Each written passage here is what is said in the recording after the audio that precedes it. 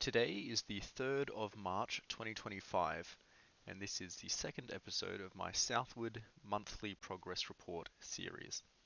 In this episode, I'll just be going over the changes that I made during the month of February. So, the big thing that happened during February was the playtest. I ran a playtest, I got 8 of my friends on, and so we had a big 4 versus 4 team battle, and that was heaps of fun. So some things that I learned from that. Actually, no. I'll talk about the changes I had to make because I ran that playtest very late into February. So most of the changes that I made during February were heaps and heaps of little like balancing and stuff, lots of tweaking of numbers and all that sort of stuff. So I didn't really get to spend a lot of time making changes to systems and stuff like that. So one of the big things that changed is the add play. Oh, well, actually, you can probably already tell one of the big things is I just chucked a background image on. Um, this background image is just from the internet. It's not made by me or anyone working on this project. This image doesn't belong to me, doesn't belong to the project. It's just a placeholder, but it makes the game look nice and pretty. This image here, however, does belong to the project. This was made by my brother and is meant to represent a character that will appear in the game. Um, so in the add player screen, we now have a reset button. So if I type in, just some things, just change some stuff around, put in some stats, put in some weapons, some armor, and then I'm deciding, I don't like this character anymore, I want to start from zero, I can press the reset button, and it just sets everything back to normal. There's also a back button, which I've added, so you can now exit out of add player, whereas previously, once you enter this screen, you had to create a character. So now you can press back to exit out of that. So that's sort of the main thing that changed. Pretty much all the other changes are just tweaking of numbers and balancing weapons and balancing enemies and balancing spells and all that.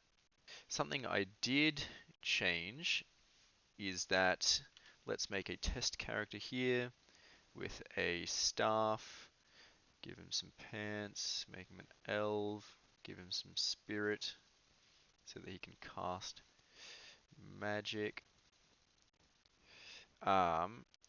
Is that let's bring in a static demon, that'll be good.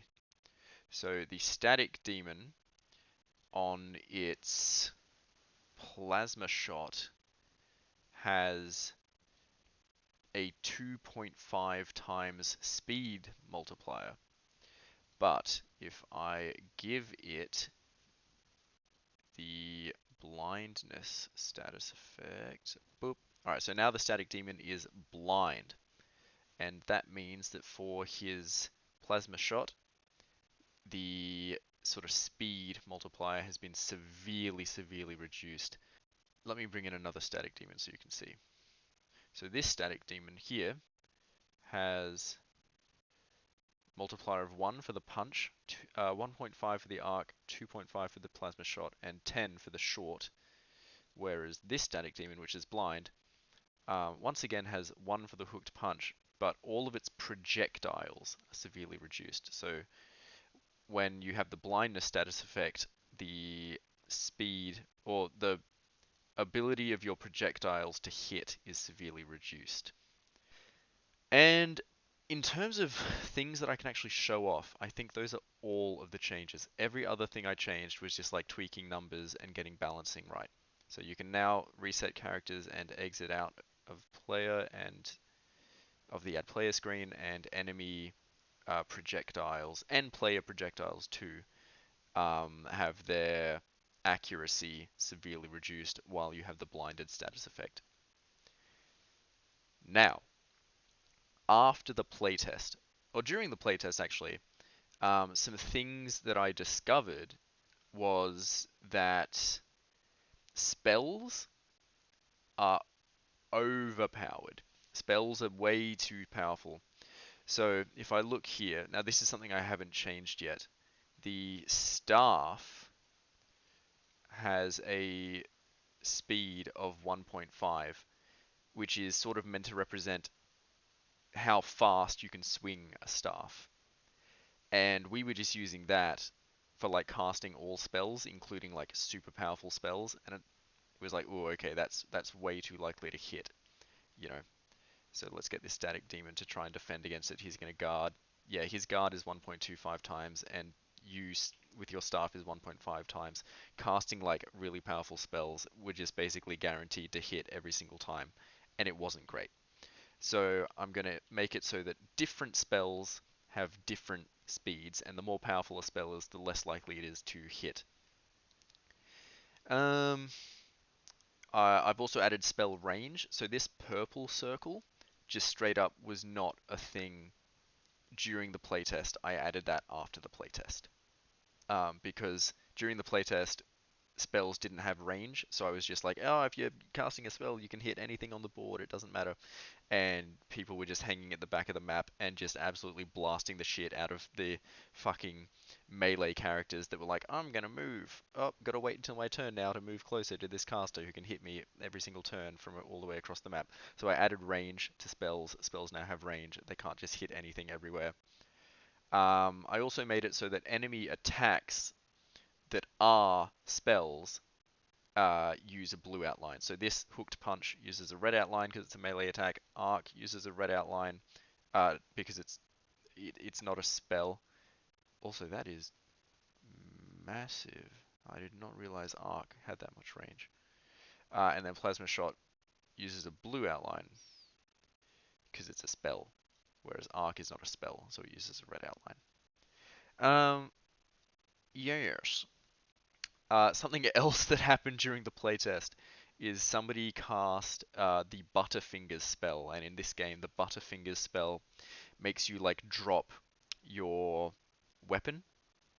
And somebody cast it on someone else, and they dropped their like main weapon, and you couldn't. He couldn't pick it back up. He just lost his weapon for the rest of the playtest, which yeah, wasn't great. So I need to add an inventory system where you can pick things up off the ground. So when you cast the Butterfinger spell on someone, their weapon doesn't get deleted, it just gets sent to the ground. And then when you access your inventory, you can pick things up off of the ground. Yeah, so that should make that much better. Because then, you can spend a turn picking up your dropped weapon, which still gives a beneficial purpose to the spell Butterfingers because it makes the enemy waste a turn to pick up a weapon that you make them drop. And before their turn, let's say you cast Butterfingers on them and then it's several other people's turn before their turn, their weapon will be on the ground that whole time, meaning they won't be able to use it to defend. So let's say you cast Butterfingers and they drop a shield, they can pick up their shield again on their next turn, but before they can do that, they won't have their shield on them to be able to defend against incoming attacks. Um, so yeah, so what things do I want to do? I've talked about the changes I've made, which wasn't a lot of substantial changes. I've talked about the playtest and the things I learned from the playtest. Oh yeah, actually something else I learned from the playtest is that character creation takes a very long time. The playtest started at 6:30 p.m.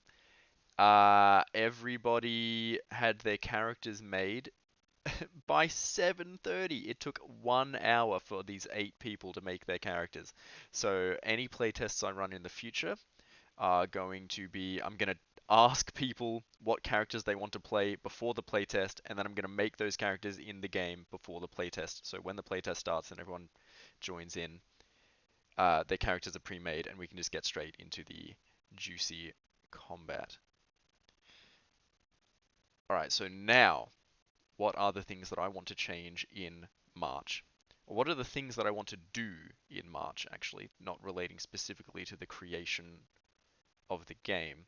I'm actually planning on going to the Games Expo, which is in the 22nd of March. And I'm going to go to the Games Expo and just see what that's all about because I've never been before. And it's obviously for like, Australian indie developers in Melbourne, which is me. And so I'm going to just snoop around, have a look, have a chat to some people, play some indie games, and see what that's all about. Um, I'm going to obviously, well, like you see, I've already begun implementing changes to spells. I've put in ranges and I'm going to implement different speeds so they don't all use the same speed. I am going to get my programmer to help me implement the inventory system so that you can pick up weapons, and also just having a more robust inventory system would just be better in many ways. So this button here that says inventory takes you into this menu. Probably going to rename this menu from inventory to view stats because it shows you all of your stats, and the actual inventory portion is just this little box over here. Make a new menu specifically for inventory, and then it'll just be for the purpose of doing inventory stuff, and it won't have any of this other random stats stuff. Yeah, I'm pretty sure. Oh yeah, stances. I did say stances was something I wanted to add during February. Didn't get to do that because I spent the whole month preparing for the playtest. Um, so yeah, I guess I'll try to do that during March, but hopefully doing the inventory system doesn't completely swallow the amount of time that I want to spend doing that.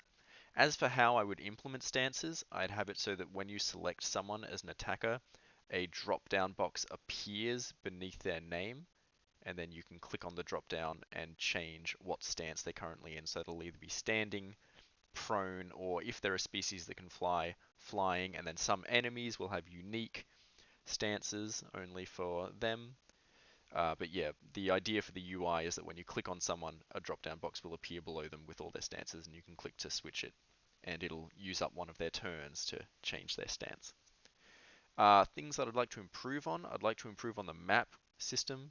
At the moment, they're just little dots sitting on a map that have circles for things, but I want to have it so that when you move, it consumes stamina, and the dots on the map are more aware of other dots on the map, so you can actually tell if you're inside the range of something and stuff like that. I want to make the map better. So yeah, those are the things I want to do for March. Stances, which I said I was going to do during February.